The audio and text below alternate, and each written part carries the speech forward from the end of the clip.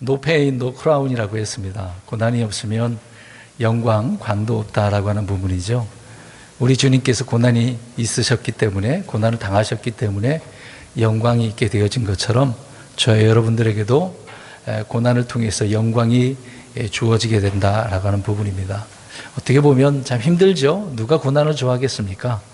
그럼에도 그 고난의 현장 속에서 주님을 알고 깨닫고 또 우리에게 주어질 그 영광이 있다는 것을 기억할 때 우리는 주어진 환경을 믿음으로 잘 견뎌내고 이겨내고 살아가는 줄 믿습니다. 항상 말씀을 통해서 주님을 기억하고 힘을 얻고 나아가는 저 여러분들이 되었으면 좋겠습니다. 월요일에 목회자 모임을 좀 갔다 왔습니다. 가서 이제 긴 시간 동안 회의를 했는데 많은 이야기가 오고 갔어요. 저번에 말씀드렸던 것처럼 특정한 연예인의 그 복음 집회 문제로 인해서 하루 종일 회의를 하는 그런 상황이었었습니다.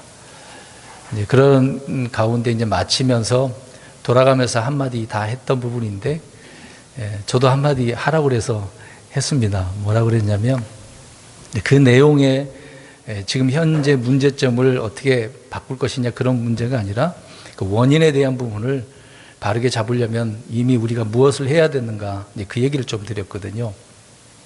그것이 뭐냐면 우리가 누가 이제 교회에 오게 되어지면 그냥 뭐 다 받아들이는 게 아니라 하나님의 말씀으로 가르쳐야 된다. 교리 공부 다시 시작을 하고 그 사람에 있는 것이 뭐가 있는가 살펴봐야 된다. 그런 이야기를 했었습니다. 이런 부분을 제가 언급했더니 어떤 분도 공감하신 부분이 있더라고요. 그러니까 소 잃고 외양간 고친다라고 하는 그런 부분이 있거든요. 이미 내게 중요한 것이 있는데 그걸 잃어버리기 전에 미리 내가 대비하고 준비를 하게 되어지면 나중에 문제를 우리가 큰 문제가 생기지 않는다. 또 문제가 생겨도 잘 이겨낼 수 있다라고 하는 부분인 것이죠. 그러니까 특정한 연예인의 그 발언의 그 문제가 잘못된 부분이 많이 있습니다.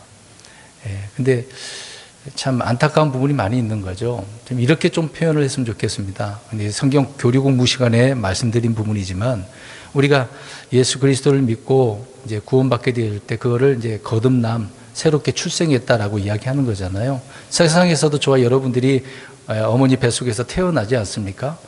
출생을 했기 때문에 점점점 자라가면서 젖을 먹고 엄마 아빠라고 말도 배우고 많은 말도 배우죠. 걸음마도 걷고 씩씩하게 걸어나가면서 성장해 되어진단 말입니다.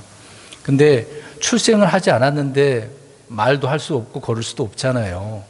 그런 것처럼 영적으로 저와 여러분들이 예수 그리스도를 믿고 거듭나야 다시 태어나야 성장할 수가 있다라고 하는 부분입니다. 그러니까 태어나지 않으면 안 된다는 얘기죠.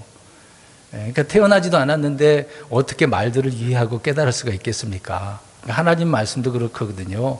우리가 거듭나야 주의 음성을 듣고 알게 되어지는 겁니다.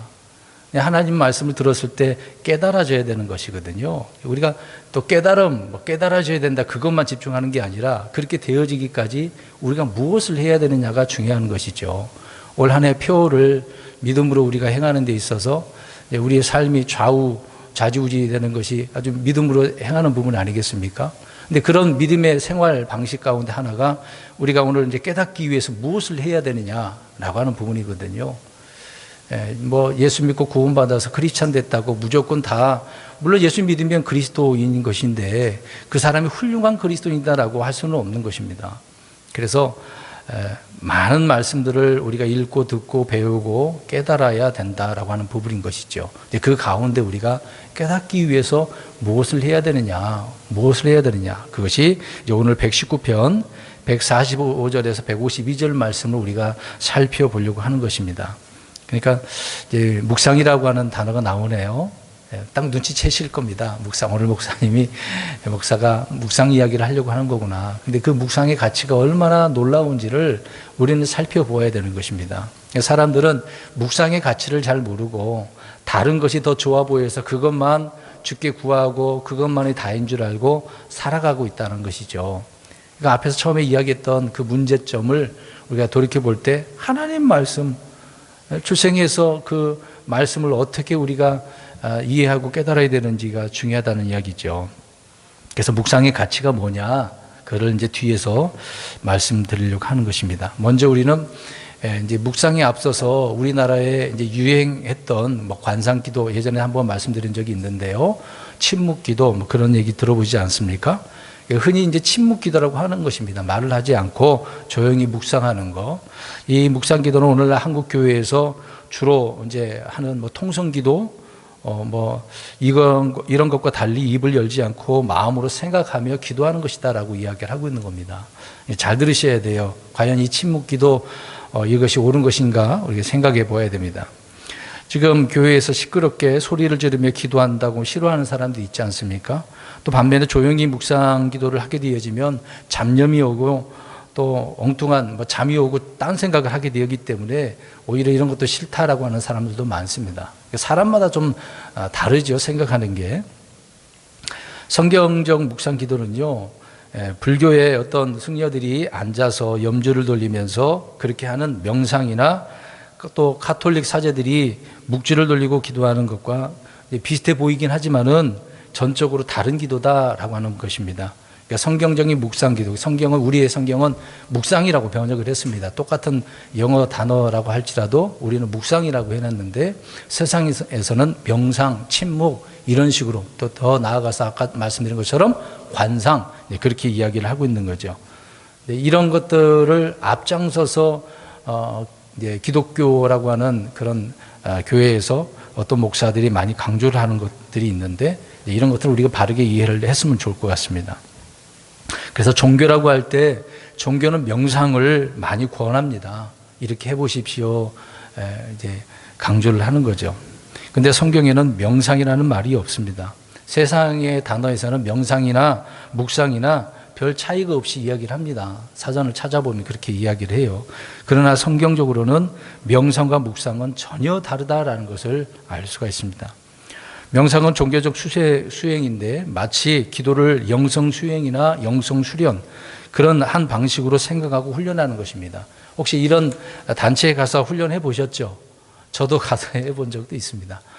영성 훈련 많이 가서 훈련도 해보고 이것도 해보고 저것도 해보고 다 해봤습니다. 과거에 장로교에 있었을 때 방언한다고 방언해 보려고 축사한다고 그것도 해보고 그런 훈련을 통해서 된다고 하니까 뭣도 모르고 가서 해보았죠. 자, 이런 것들이 이제 중세에서부터 시작된 그런 부분도 있죠. 중세의 수도사들은 수도원에서 영성 개발을 위해 명상 기도를 많이 했었습니다.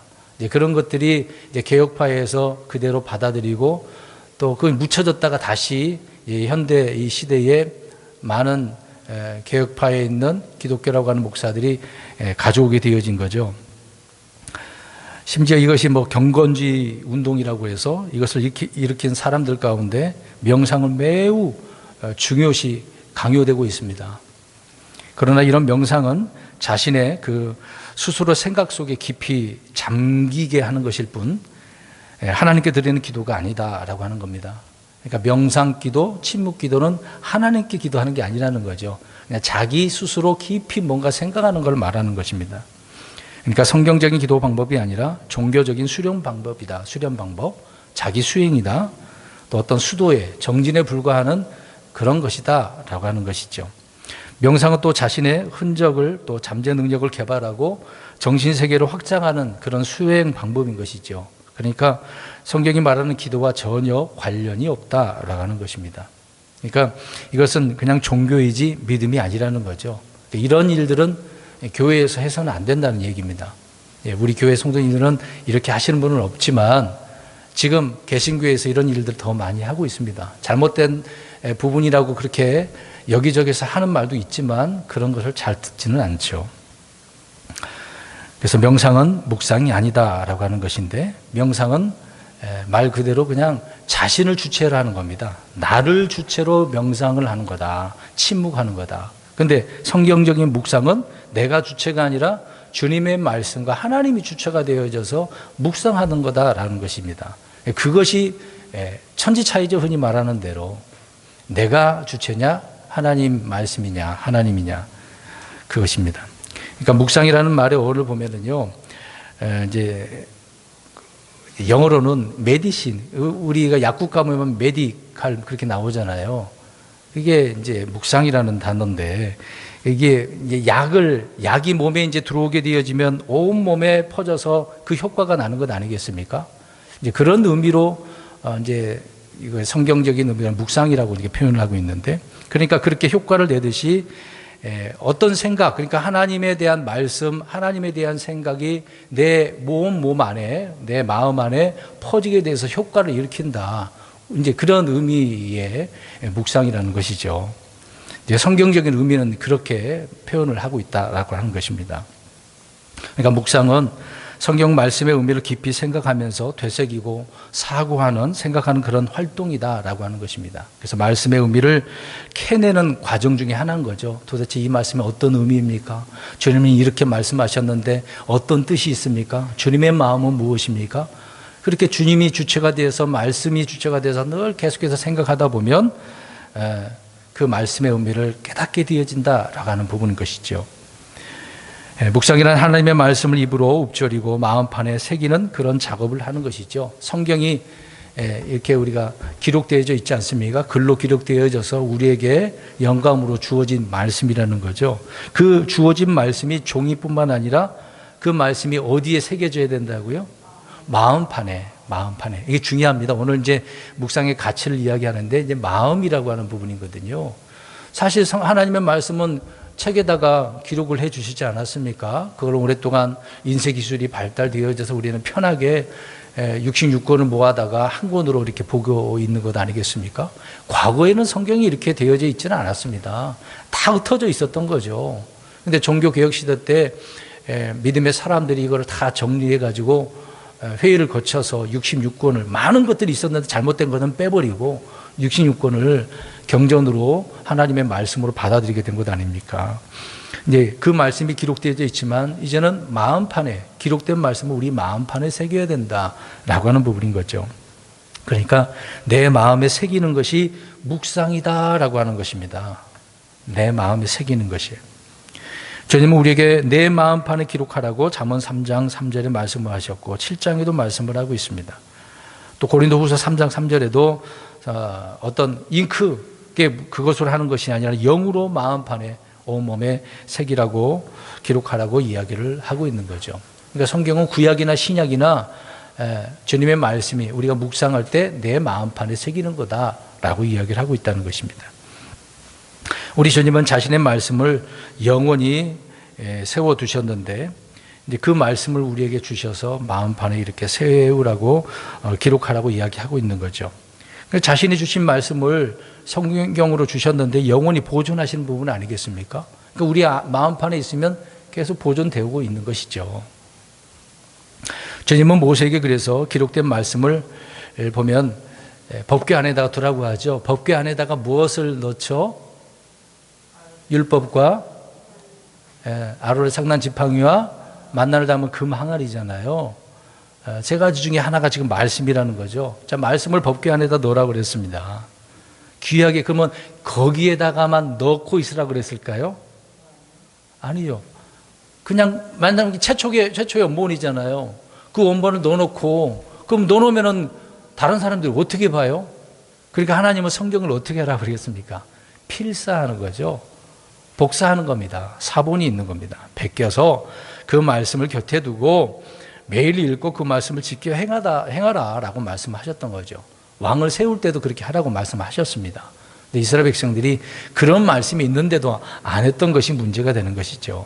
그러니까 하나님의 말씀은 성전 안에만, 법궤 안에만 있는 게 아니라 그 말씀을 베껴서 묵상함으로 어디다가? 마음판에 새겨야 된다라고 말하고 있는 것입니다.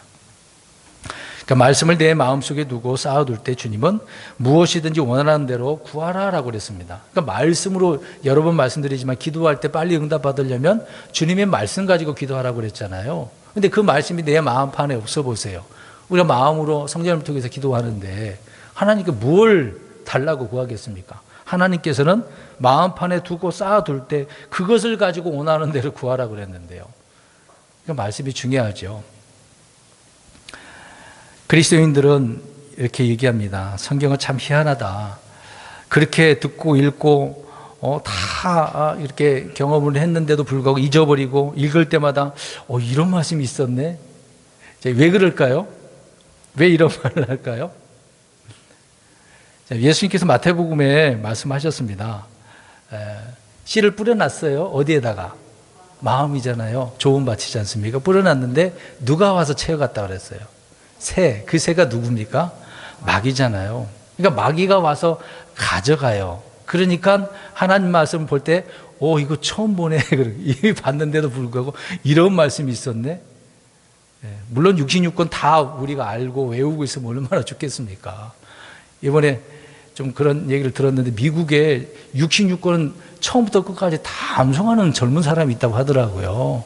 대단합니다. 미국에 여러 사람이 있대요. 여러 사람 중에 젊은 20대라고 합니다. 20대인데 성경 전체를 암송을 하니까 그 사람이 말하는 거 막 사람들이 들을 때 막 놀랍죠. 술술술 나오잖아요. 다 왜 암송을 하니까. 대단하죠. 그렇게만 돼도 감사할 일인데 그게 쉽게 되겠습니까? 얼마나 암기력이 뛰어나면 다 암송을 하겠어요. 근데 마귀가 와서 가져갔다고 생각해 보세요. 그러니까 처음 듣네. 이런 말씀이 있었네. 야, 놀랍다. 그렇게 생각할 수도 있는 것이죠. 사도 바울은 그래서 그리스도의 말씀이 너희 속에 모든 지혜로 풍부히 거하게 하라라고 이야기합니다. 말씀이 우리 마음판에 새기고 풍부히 막 풍족하게 하라는 얘기죠. 조금만 있는 게 아니라 한 부분만 있는 게 아니라 많은 말씀을 풍부히 있게 해라. 그래서 너희 마음속에서 은혜로 주께 노래하라. 이제 그렇게 골로새서에서 말씀을 하고 있는 겁니다.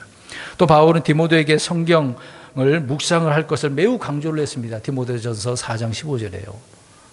자신도 그렇게 할 뿐더러 디모데도 이제 목회하는 사람 아닙니까? 젊은 자였는데 여러 가지 목회 서신을 통해서 디모데가 해야 될 일이 무엇인지를 알려줬던 거죠. 그 중에 하나가 묵상하라 라고 말씀을 전하고 있었던 것입니다. 우리 역시 성경은 그냥 집에 가면은 책꽂이에다가 책상 위에다가 놓는 것이 아니라 늘 읽고 묵상해서 내 마음속에 두고 거하게 해야 된다는 이야기죠. 그러니까 묵상과 기도는 뗄래야 뗄 수가 없는 겁니다. 같이 이어져야 되는 것이거든요. 여러분, 묵상함으로 기도는 더욱 강력해집니다. 힘 있는 기도가 되는 거거든요. 그 사람 기도 하나가 이스라엘 백성들이 핍박했을 때 시리아 사람들이 벌벌 떨고 가지 않습니까? 말씀 한마디면은요. 엘리야 같은 경우에는 하늘에서 불이 내리게 하니까 엘리야를 찾아와서 왕이 데려오려고 갔는데 50부장이 어떻게 됐어요? 사람들이 다 죽어버리죠. 여러 번 그러지 않았습니까? 말 한마디가. 비 오지 말라고 했더니 언제 동안 안 왔어요? 3년 6개월 동안 다시 기도하니까 비가 내리죠. 얼마나 대단한 기도입니까? 그러니까 묵상함으로 기도는 더욱더 강력해지고 또 주님 앞에 드려지는 귀한 향이 되는 거죠. 그래서 계시록에도 그 기도의 향이 하나님 앞에 올려진다고 이야기하고 있는 겁니다. 그거를 내가 기도하면 천사가 받아서 하나님께 가져가는 거거든요. 우리가 말씀을 통해서 기도해야 된다는 것을 알 수가 있습니다. 그러니까 기도하면서 묵상할 때 주님은 말씀을 통해 각종 우리에게 영적인 복을 계속해서 공급해 주시는 것입니다. 필요 이상으로 주시는 거죠. 영적인 것뿐만 아니라 육신적인 것은 말로 표현할 수가 없는 거죠. 에스겔서 3장 10절에 보면은요, 주님은 에스겔에게 말씀을 하셨습니다. 나의 모든 말을 내 마음속에 받고 내 귀에 들으라라고 이야기하고 있는 겁니다. 그러니까 말씀이 있어야 하는 것이죠. 그 말씀이 있어야 할 곳이 어디란 얘기죠? 위치가 마음이라는 것입니다. 마음. 그 말씀이 마음에 없는데 어떻게 우리가 하나님의 말씀을 강단에서 가르친다고 할 수 있겠어요? 그 특정 연예인이 그래요. 자기는 아직 구원받지 못하는 것 같은데 라고 하면서 성경을 가르치고 있어요. 희한하죠? 이게 앞뒤가 안 맞습니다. 말씀이 있어야 할 위치는 우리의 마음속이죠. 그것은 가장 안전하고 가장 좋은 장소다라고 말씀을 하고 있습니다. 또 주님은 심지어 그런 말씀을 받아서 먹으라고 하잖아요. 예레미야에게 말씀도 하셨습니다. 이걸 받아 먹으라. 여러분, 음식은 입에만 있으면 아무 소용이 없죠. 그 음식을 어떻게 해야 됩니까? 씹어서 삼켜야죠. 먹어야 되는 거죠, 한마디로. 먹어서 뱃속에 들어가야 되는 겁니다. 하나님 말씀도 그런 거거든요. 그래서 먹으라는 말이 많이 나와요. 들으라고 하는 경우도 있고 먹으라 하는 경우도 많습니다. 또 마음판에 새기라고 하고 있는 거죠. 말씀을 먹었을 때 어떤 일이 벌어집니까? 예레미야에게 그렇게 먹으라고 그랬으니까 어떤 일이 벌어져요? 오히려 핍박을 받게 되어집니다. 멸시를 받게 되어집니다. 온갖 수치와 모욕을 당하게 되어지는 거죠. 자, 그렇게 생명의 위협을 받는 예레미야는 그러면 위협을 당했을 때 하나님 먹으라고 해서 먹었는데 너무 슬퍼요. 괴로워요. 백성들이 돌아오지 않네요. 이 정도였을까요? 오히려 주님의 기쁨과 즐거움이 그 마음에 넘치게 되어지는 거죠. 희한하지 않습니까? 먹었는데 더 힘들어지긴 했음에도 불구하고 더 기쁘다는 것입니다. 에스겔 역시도 마찬가지입니다. 에스겔 3장 1절에도 보면 주님께서 말씀을 받아서 먹으라고 이야기를 했습니다. 에스겔은 증거의 능력을 얻었고 진정한 말씀을 선포하는 선포자가 되었습니다. 가만히 있을 수 없는 거거든요. 사도 요한 역시도 계시록에 보면 받아서 먹으라고 그랬습니다. 그냥 말씀을 받아서 먹는 거예요. 물론 먹으면 배에서는 쓰다라고 하잖아요. 입에서는 다는데 배에서는 써요. 그렇게 말씀대로 살려면 힘들다, 고통스럽다라고 이야기하고 있는 거죠. 근데요, 사람이 마음속에 말씀을 두지 않으면 그럼 비어져 있다고 생각해 보세요. 마귀가 뭘 가져갔다고 생각할 때 그러면 빈 공간이 그대로 남아있는 것이 아니라 오히려 악한 생각, 악한 어떤 상상을 하게 되어지고 세상의 염려로 그 빈 공간을 채우게 되어진다는 겁니다. 그러니까 비어져 있는 게 좋은 건 아니거든요. 채워져 있어야 돼요. 뭘로요? 말씀으로 채워져 있어야 돼요. 근데 무엇을 안 하면, 우리 마음판에 두지 않으면 누가 가져간다고요? 마귀가 가져가니까 우리 텅 비어져 있는 거예요. 그래서 예수님께서 마귀를 쫓아냈는데 나간 마귀가 다시 와서 보니까 비어져 있어. 그래서 어떻게 했습니까? 혼자만 들어온 게 아니라 친구들을 데려온 거죠. 군대를 이루게 되어지는 것입니다. 그러니까 비어져 있는 게 좋은 게 아니거든요. 우리가 많은 사람들이 머리가 비었다라는 말을 왜 합니까? 생각이 없다는 얘기잖아요.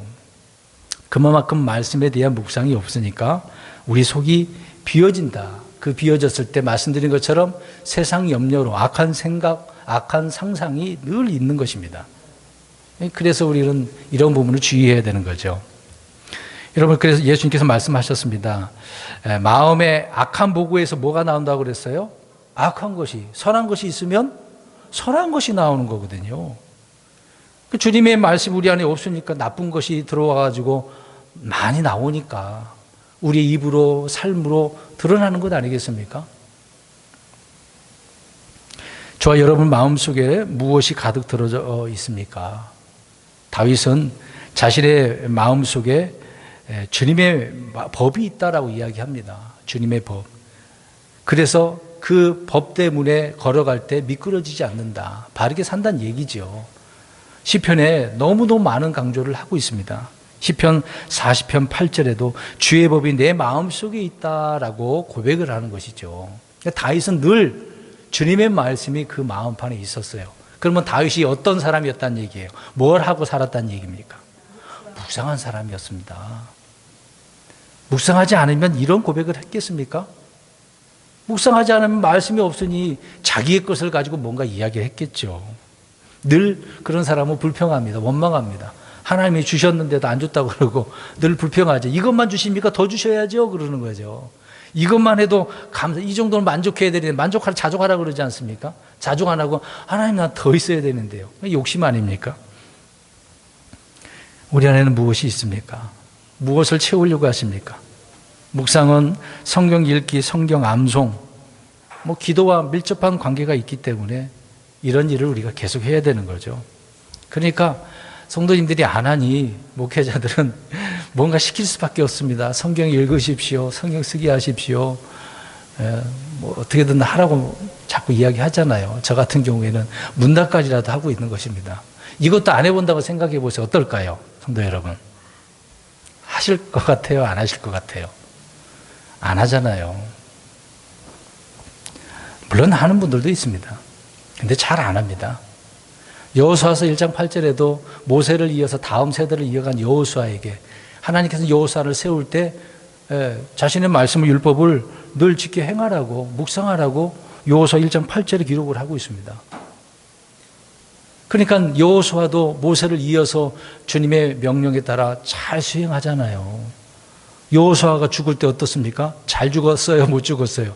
잘 죽었는데 죽기 전에 백성들을 불러놓고 하잖아요. 우리 집은 어떻게 하겠다? 누구만 섬기겠다? 하나님만 섬기겠다. 늘 말씀을 묵상하고 말씀이 있는 그런 사람은 결말도 그렇게 살아가는 거, 그렇게 보여주는 것 아니겠습니까? 삶뿐만 아니라 결말도 얼마나 아름다운데요.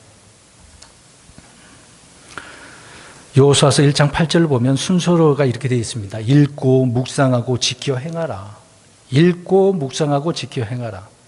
그러니까 성경을 읽지 않고 묵상하는 것은 묵상이 아니죠. 읽고 묵상하는 거예요. 읽고. 그렇게 안 하면 자기 생각 속에 깊이 잠기는 것입니다. 이런 것들을 이렇게 표현하죠. 영적인 망상이다.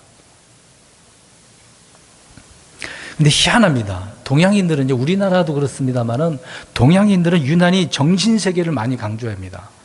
제가 창세기 강의할 때 이런 부분을 좀 전했던 것 같은데, 정신세계, 정신을, 그러니까 호랑이 굴에 들어가더라도 어떻게 하라 그래요? 정신. 굉장히 정신을 강조를 합니다. 그래서 뭐 어떤 혼적인 깨달음, 달관의 경지, 깊은 생각에 빠지는 것을 너무도 좋아해요. 그래서 뭐 요가도 그렇지만 손가락 이렇게 놓고 이제 가부좌를 딱 틀어서 앉아가지고 음악을 틀어놓고 명상에 이제 거기에 빠지지 않습니까? 너무나 동양인들은 이런 정신세계를 많이 강조를 합니다. 그러니까 자기 생각의 미로 속에 이제 빠지게 되는 거죠. 그러다 보면 이제 철학에 대한 부분이 나올 수밖에 없습니다. 인생이 뭐냐? 또 이런 질문을 하죠. 사실상 우리나라도요, 조선시대 마치고 대한민국 정부가 수립돼가지고 나라로서, 국가로서 세워져 나가는데 이제 시간이 흘러서 갑자기 막 철학이 들어오게 되어지거든요. 대부분 독일에서 철학이 들어옵니다. 독일 철학들이 들어오니까 그것으로 인해서 사색에 빠지죠. 더군다나 동양은 정신세계가 많이 주축을 이루고 있는데 거기에 맞물려 가지고 얼마나 그것이 우리나라를 휩쓸었습니까? 인생에 대한 노래를 가수들이 얼마나 많이 노래를 냈고 그 슬픈 것들을 얼마나 한이 넘쳤으면 그렇게 빠질까요? 그것이 교회 안에도 들어와서 철학적인 사고가 교회를 많이 사로잡죠. 그러니까 우리가 이것을 잠깐 생각해 보면 다윗과 솔로몬의 차이가 바로 이런 부분이 있는 겁니다. 계속해서 말씀드리겠습니다만은 솔로몬은 우리가 전도서 잠언서를 읽어보면 어떨까요? 금방 제가 한 가지 단어 언급했죠. 주로 무슨 생각을 하는 거죠? 철학. 사색이에요, 사색. 생각 중에 생각. 여기에 빠지게 되어지는 거죠. 다윗과 솔로몬의 차이를 말씀드리면서 오늘 묵상의 가치를 이야기하려고 하는데요.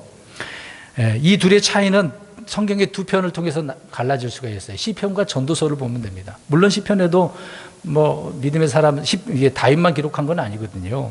근데 시편과 전도서의 차이가 그런 겁니다. 시편을 보면 대부분 오늘도 우리 구절에 보면 무슨 단어가 나와요? 오늘 설교하고 있는데요. 묵상이 나오죠. 시편에 묵상 이야기가 많이 나옵니다. 그러면 보세요. 전도서, 잠언서에 묵상이라는 단어가 있을까요? 없을까요? 없으니까 제가 이렇게 얘기하죠. 안 나옵니다. 다윗과 솔로몬의 차이가 여기 있어요. 잘 들으셔야 됩니다. 다윗은 묵상의 사람이죠. 시편은 정말 다윗이 어떤 사람이었다는 것을 고백을 해주고 있습니다. 심지어 다윗은 하나님의 말씀을 밤의 경점에 이른 새벽에 묵상했다는 얘기예요. 자다가도 막 일어나는 겁니다. 생각나면 그 말씀을 묵상하고 있는 거죠. 흔히 말하는 대로 사슴이 시냇물을 찾듯이 주님을 그렇게 갈급함이 있어서 찾아다녔다. 묵상한 것이 바로 그런 문제가 아니겠습니까? 그러니까 다윗에게 있어서는 묵상하는 것이 일상생활이에요. 일상생활. 힘들고 어려울 때 사울왕에게 위협을 당해서 도망 다닐 때도 어떻게 했을까요? 묵상한 사람이었습니다. 여러분, 우리가 힘들 때는 다 포기해버리잖아요. 아무 생각도 안 하고. 이제 세상 사람들 입장에서는 힘들어버리면 술 먹고 아무 생각 안 하려고 그냥 자버리잖아요. 그렇죠?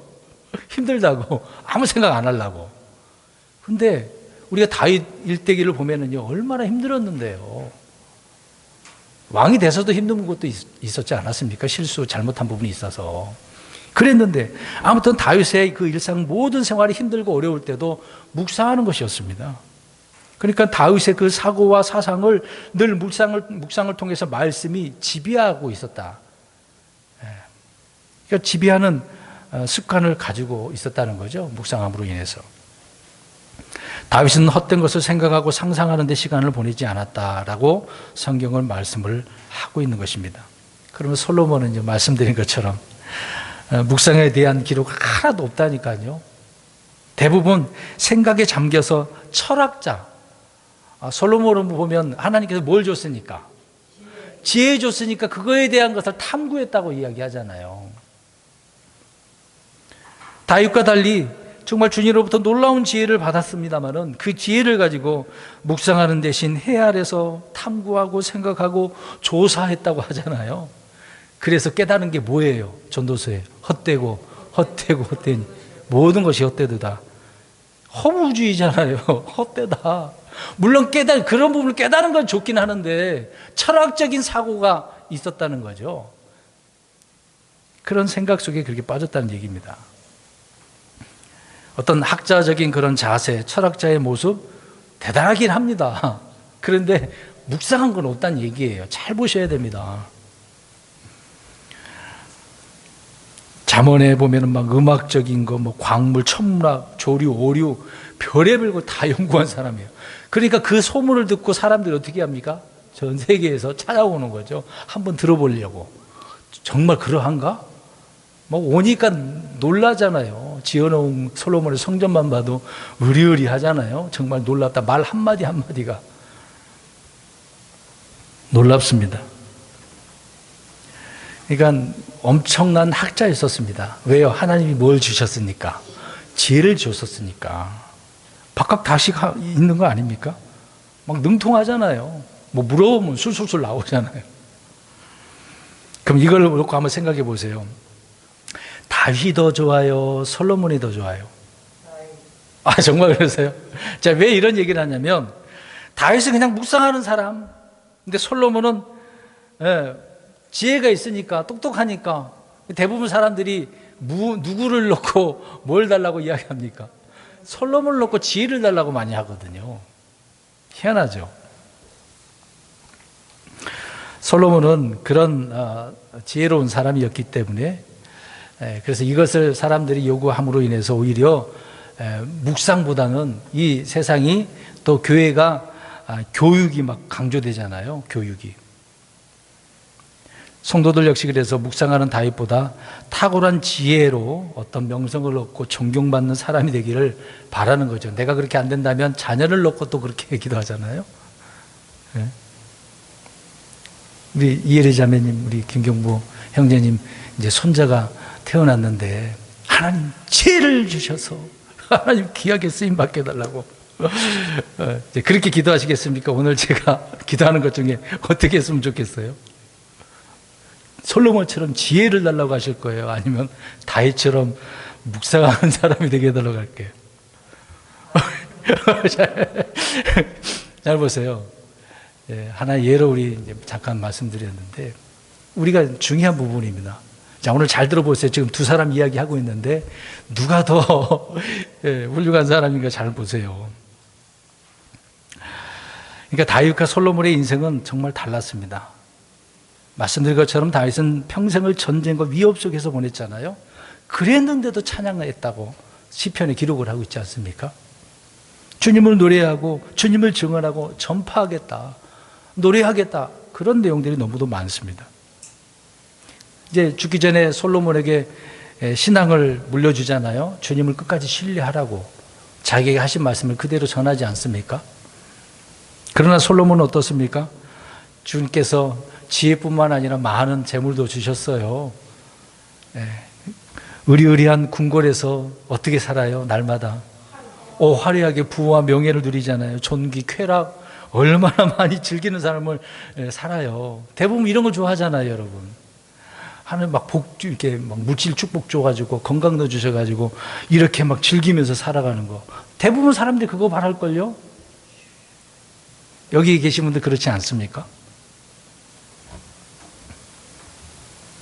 우리는 그런 부분을 많이 강조를 하고 있습니다. 그렇게 솔로몬은 살고 있었던 것이죠.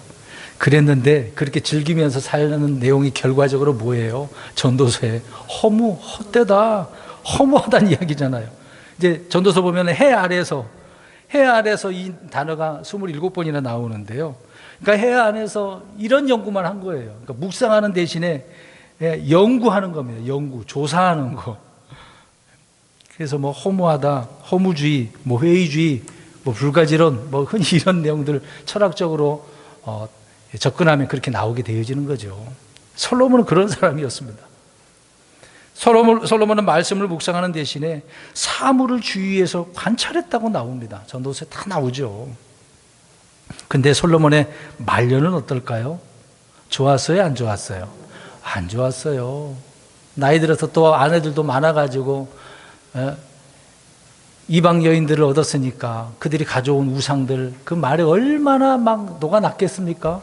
그래서 어떻게 해요? 그들이 원하는 대로 산당도 지어지고 우상도 섬기게 되어지고, 그래서 나라가 갈라지게 되어진 부분이 있지 않습니까? 원인이 거기 있었으니까.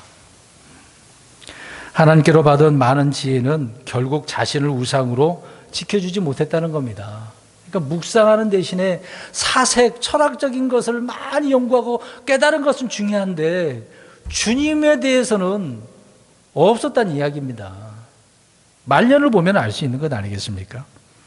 그래서 열왕기상 11장 4절에서 5절에 늙어서 마음이 돌아섰다, 그렇게 성경은 기록을 하고 있는 겁니다. 왜요? 오늘 강조한 거 뭘 안 해서? 묵상을 안 해서 말씀을 깊이 생각 안 하는 거죠. 그래서 묵상의 가치가 얼마나 중요한지를 아셔야 돼요. 이렇게 이런 일들이 일어난 이유를 우리는 분명히 아셔야 됩니다. 그 내용에 보면 주께서 말씀하셨으나, 뭐뭐 했으나, 그러나라고 하는 중간에 무엇이 영어가 들어가는 거잖아요. 말씀했는데 어떻게 했다는 얘기예요. 왜? 결과적으로 그 말씀에 묵상 안 하고 순종 안 해서 잘못했다, 이제 그 얘기를 하고 있는 것이죠. 마음에 두지 않았기 때문에 타락하고 말았다라고 이야기하고 있는 겁니다. 그러니까 다윗과 솔로몬의 차이는 주님의 말씀을 대하는 묵상의 그 유무, 묵상하느냐 안 하느냐에 따라서 판가름이 나는 겁니다. 여기서 우리 성도님들, 믿음의 사람들로 정말 주님께서 사용하시는 믿음에 쓰임받는 사람들로 세워진다라고 할 때 묵상하느냐 안 하느냐 차이가 있을 겁니다. 잘 생각해 보세요. 우리 시편 5편을 가서 읽어볼까요? 성경을 요새 많이 안 찾아서 좋으시죠? 오늘 찾아보겠습니다. 시편 5편 한번 보겠습니다. 시편 5편 1절부터 3절 한번 읽어보겠습니다. 시작. 오 주여, 내 말들의 귀를 기울이시고 나의 묵상하는 것을 깊이 생각하소서. 나의 왕 나의 하나님, 듣는 소리 귀에 기울이소서. 내가 주께 기도하리이다. 오 주여, 아침에 주께서 내 목소리를 들으시리니 아침에 내가 내 기도를 주께로 향하게 하고 위를 바라보리이다. 아멘. 우리 지금 시편을 읽고 있었는데 열심히 또 집에서 읽고 있지 않습니까? 이런 내용 읽어보면 와 좋다 그러잖아요. 시편만 보면 너무 시적인 표현도 있으니까 너무 좋다. 근데 좋은 거 뭐 하겠습니까? 이런 말씀대로 내가 하느냐 안 하느냐가 중요한 건데. 자, 오늘 읽어보니까 시편 기자가 기도와 묵상, 또 기도와 묵상하면서 또 다시 기도하는 걸 보게 되어집니다. 그러니까 묵상은요, 기도 생활에 매우 중요한 역할을 하는데 기도하고 묵상하고 또 묵상한 이후에 또 뭐 한다고요? 또 기도하는 거예요. 이 희한하죠? 놀라운 일입니다. 묵상 기도라고 하는 것이 그냥 조용히 눈을 감고 기도하는 것이 아니라 말씀을 깊이 생각하고 마음에 받아들여서 주님께 아뢰는 기도라는 것이죠. 묵상 기도를 하기 위해서는 그래서 당연히 주님의 말씀을 읽어야 되는 건 당연한 것이고요. 다윗의 기도는 말과 마음의 묵상에 이것이 동반된 묵상 기도라는 것이죠. 그러니까 묵상은 기도의 준비 단계라도 볼 수 있습니다. 뭐 그 자체가 기도가 되는 것인데, 그러니까 주님은 우리 입술의 말을 듣기 전에는 이미 마음속의 묵상을 살펴보고 계시기 때문에 그렇다는 거죠. 그 마음을 보시는 겁니다. 자, 여기 보세요. 주님께서 우리의 입술로만 보는 게 아니라 그 마음을 먼저 보신다고요. 그 마음에 뭐가 있냐 없냐? 말씀이 있냐 없냐? 그 부분입니다. 우리는 흔히 하나님께 기도할 때도 입술 발림, 입발림이라고 하잖아요. 립 서비스 하는 것처럼. 좀 위선적이기도 하고 거짓말할 때도 많습니다. 그렇게 안 살면서도 그렇게 고백할 때가 많죠. 우리는 입술의 말과 마음의 묵상을 함께 주님 앞에 드려야 되는 것입니다. 주님 우리의 기도를 들으시고 우리의 묵상하는 것을 살피기 때문에 그러는 거죠. 오늘 다시 시편 119편 145절에서 152절 한번 보시기 바랍니다. 자, 145절 보니까 내가 온 마음으로 어떻게 했대요? 부르짖었대요. 기도를 했습니다. 통성기도 한 거잖아요. 부르짖었으니까. 동시에 무엇도 했어요? 묵상도 했어요. 148절 보니까.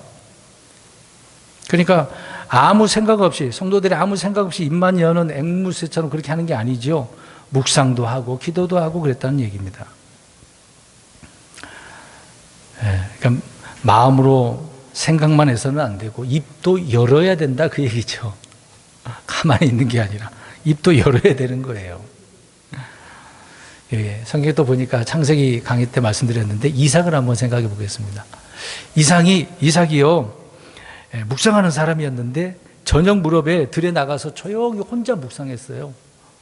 조용히. 그랬는데 하나님이 선물을 하나 갖다 주네. 뭘 갖다 줬을까요? 리브가를, 아내를 엘iezer 종을 통해서 물론 그런 과정 중이긴 했는데 근데 이삭은 온지도 몰랐지 않습니까? 평상시에 그렇게 했다는 얘기예요. 저녁 무렵에 묵상하고 있었어요.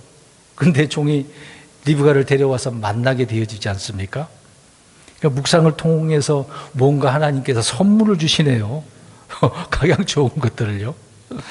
우리가 주님의 말씀을 이렇게 묵상하게 되어지면 하나님께서 우리가 생각하지 못했던 것들을 공급해 주실 때가 많이 있습니다. 그런 것을 경험해 보세요. 그러면 가만히 있을 수 없거든요. 더 묵상할 수밖에 없습니다. 집에다가 한 구절 써놓고 그 구절을 묵상하든 열심히 또 읽으면서 묵상하고 또 기도하고 하든 계속해서 하게 되어져야 되는 것 아니겠습니까? 하나님의 말씀을 그래서 묵상하는 것이 기도가 될 때 하나님이 들으시는 기쁜 기도가 된다는 얘기예요. 다시 말씀드립니다. 묵상하는 것이 기도가 될 때 하나님이 들으시는 기쁜 기도가 된다는 얘기예요. 묵상의 결과로 입을 열어 선포할 때 지혜를 말하게 되고 또 그것이 명철이 되는 것 아니겠습니까? 또 그 명철은 거룩한 것들을 아는 것이다 라고 이야기하고 있습니다.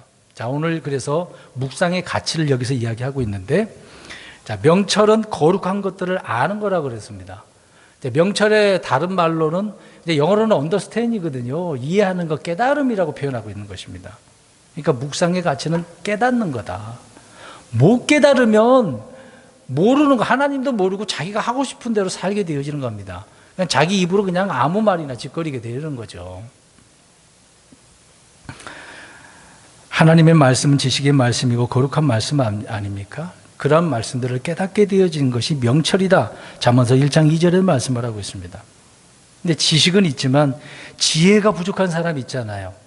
지식은 있는데 지혜가 부족한 사람이 있어요. 근데 지혜는 있는데 명철이 부족한 사람이 있어요. 깨닫지 못한 사람이 있다고요. 지혜는 줘서 똑똑한데 깨닫지 못하는 것이 있다니까요. 세상에 많은 지혜자들이 있는데 시편과 잠언 보면 그런 지혜롭다라고 하는 자들 하나님께서 어떻게 하신다고 그랬어요? 멸해버리신다고요. 심판하신다고 말씀하고 있습니다. 주를 두려워하는 것이 지식의 시작이고 지혜는 주님으로부터 온다고 말씀을 하고 있습니다. 그러니까 누구든 지혜가 부족하거든 구하라고 그랬으니까 구해야 되는 것이겠죠. 그러면 주님께서 구할 때 주신다고 말씀을 하고 있습니다. 그럼 명철은 말씀드린 것처럼 거룩한 것들을 어떻게 하는 거라고요? 아는 거다. 자, 이 구절을 보겠습니다. 잠언 가서 보세요. 시편 잠언 9장 10절. 시편 잠언 10장 9장 10절입니다. 잠언 9장 10절 시작. 주를 두려워하는 것이 지혜의 시작이요 거룩한 것들을 아는 것이 명철이다. 거룩한 것을 아는 것이 명철이라잖아요. 거룩한 것, 아는 것. 깨닫는 거지 않습니까? 근데요, 마귀가, 루시퍼가 지음받을 때 5번째 그룹 아닙니까? 하나님께서 얼마나 아름답게 지혜롭게 만들어놨는데요. 근데 마귀가 없는 것이 있어요. 금방 말씀드린 게 뭐가 없을까요? 명철이 없었어요. 오늘 거룩한 것을 아는 것이라고 그랬잖아요. 근데 루시퍼는 거룩한 것을 몰라요. 명철이 없으니까. 세상 지혜는 거룩한 것들을 알지 못합니다. 명철은 하나님을 아는 것이라고 그랬는데.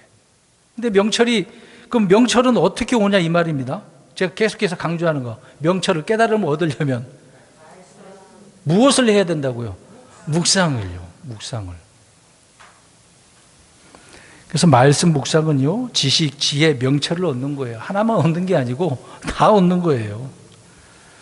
말씀을 묵상함으로 다윗은 그래서 더 많은 명철을 얻게 됐다고 이야기합니다. 스승보다, 누가 가르쳐 준 것보다 묵상하는 것이 더 많은 것을 깨닫게 되었다. 그런 얘기를 하고 있는 거죠. 그러니까 말씀 묵상은 하나님으로부터 직접 배우게 되는 겁니다. 우리 모르면 누구에게 찾아가서 선생한테 물어보는 거 아닙니까? 그러면 답을 얻을 수도 있고 못 얻지만, 묵상하면 누구로부터 바로 깨달아요? 하나님으로부터요. 말씀을 통해서요. 성령님이 스승되고 성령님이 교사가 되고 깨닫게 해주시니까, 진리 가운데로 인도해 주시니까요, 더 많은 것을 알게 되어지는 겁니다. 그래서 우리는 묵상할 때 명철을 얻게 되어진다, 깨닫게 되어진다라고 말씀을 하고 있는 겁니다. 다니엘이 그러지 않았습니까? 말씀이 막 궁금해, 알고 싶어. 예레미야를 통해서 70년 만에 돌아간다는 것도 알게 돼. 근데 막 궁금해, 말씀한 내용들을 그런 부분을 통해서 어떻게 막 궁금하니까, 묵상하니까 하나님께서 어떻게 하십니까? 누구를 보내서? 가브리엘을 통해서 깨닫게 해주시잖아요. 다니엘서 읽어보세요. 알게 해주려고 내가 왔다? 그런 말을 하는 거예요. 놀랍죠? 사도 바울도 마찬가지입니다. 말씀을 깊이 생각할 때 주님의 말씀을 깨닫게 해주신다는 것을 알았기 때문에 디모데에게 또 이런 부분을 강조하고 있었던 거죠. 그래서 이런 이유로 우리는 말씀의 그 묵상을 통해 명철, 깨달음을 얻고 기도를 통해 계시와 조명을 얻는 것이죠. 이것이 올바른 영적 생활입니다. 그래서 우리의 생활 방식은 믿음으로 잘 행할 수가 있는 거죠. 우리가 그렇게 하지 않으면 기도와 말씀이 따라 놀게 되어지니까 문제가 발생할 수 있는 거죠. 다윗은 고난의 때에 묵상을 한 사람이었습니다. 끊임없이 기도를 그렇게 한 사람이었던 거죠. 그래서 다윗은 묵상의 기쁨을 알았다라고 이야기합니다. 여러분, 고기도 맛을 아는 사람이 잘 먹는다고 하잖아요. 고기 좋아하는 사람 다른 거 안 먹는다고 하더라고요. 어떻습니까? 좋아하신 거 그것만 먹. 뷔페집에 가더라고요. 왜 초밥을 좋아하는 사람은 다른 거 하나도 안 먹고 초밥만 이것저것 다 먹는다고 하더라고요. 그러니까 맛을 아는 사람은 그렇게 먹는데요. 그러면 묵상도 그 맛을 아는 사람은 어떨까요? 그렇죠. 일상생활의 묵상이거든요. 일상생활의 묵상입니다.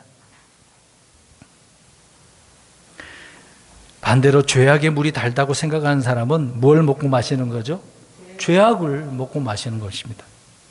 시키지 않아도 몸과 마음이 그리로 막 끌려, 막 가. 뜬금없이 그게 막 생각나, 떠올라. 희한하죠? 반면에 주님의 말씀을 먹고 마시고 그 맛을 아는 사람은 늘 묵상하고 즐거워할 수밖에 없다는 것입니다. 그래서 우리가 알고 있는 성경 구절을 한번 읽고 마치도록 하겠습니다. 시편 119편 103절, 시편 119편 103절, 19편 10절도 나오고요. 119편 103절, 119편 103절. 시작. 주의 말씀들이 내 입맛에 어찌 그리 단지, 참으로 내 입에 꿀보다 더 다니이다. 내 입에 정말 달대요. 경험하시고 계십니까? 정말 달아가지고 막 단내가 나. 말 많이 하면 단내가 나잖아요. 근데 주님의 말씀을 묵상하니까 막 입에서 막 달아. 막. 달콤하다, 달다. 다윗은 이렇게 묵상의 깊은 맛을 이렇게 평화하고 있는 거죠. 결론적으로 말씀드립니다. 묵상의 가치. 묵상의 가치는 명철, 깨달음을 주는 거예요. 주님이 어떤 분인지, 그 말씀이 어떤 것인지. 그래서 그 말씀을 깨달은 것 가지고 하나님 앞에 구하는 것 아니겠습니까? 여러분, 마지막 때 배도하지 않으려면요, 말씀을 대하는 이 자세가 중요하는데, 묵상을 하느냐 안 하느냐, 이게 판가름이 나는 것입니다. 교회 나온다고 물론 주님을 믿어서 크리스찬이 됐는데, 다 됐는데 그 사람이 정말 믿음의 사람이냐, 훌륭한 신앙의 소유자냐, 다 그렇게 볼 수는 없다는 얘기죠. 저는 알 수 없습니다. 우리 여기 계신 분들이 어떤 믿음을 갖고 있는지 잘 모릅니다. 열심히 나오시는 거, 그게, 아는 건 그게 다죠. 제가 일일이 방문하는 것도 아니고. 근데 본인 스스로가 내가 그 말씀을 얼마나, 말씀을 대하는 자세가 어떻게 되어 있느냐, 묵상을 하느냐 안 하느냐, 그게 중요하다는 것이죠. 그러니까 이것이 없이 강단에 서서 가르친다는 것은 말이 안 되는 겁니다. 그래서 문제가 생기는 거거든요. 성도 여러분, 오늘도 우리에게 주님께서 말씀을 주셨고 명령도 하셨고 그 가치를 알았다고 한다면 그 말씀을 깊이 주님이 주체가 되어 주셔야 됩니다. 말씀이 주체가 되어져서 주님을 더 풍성히 알아 풍성한 믿음의 삶을 믿음으로 행하는 저와 여러분이 되시기를 주의 이름으로 축원합니다.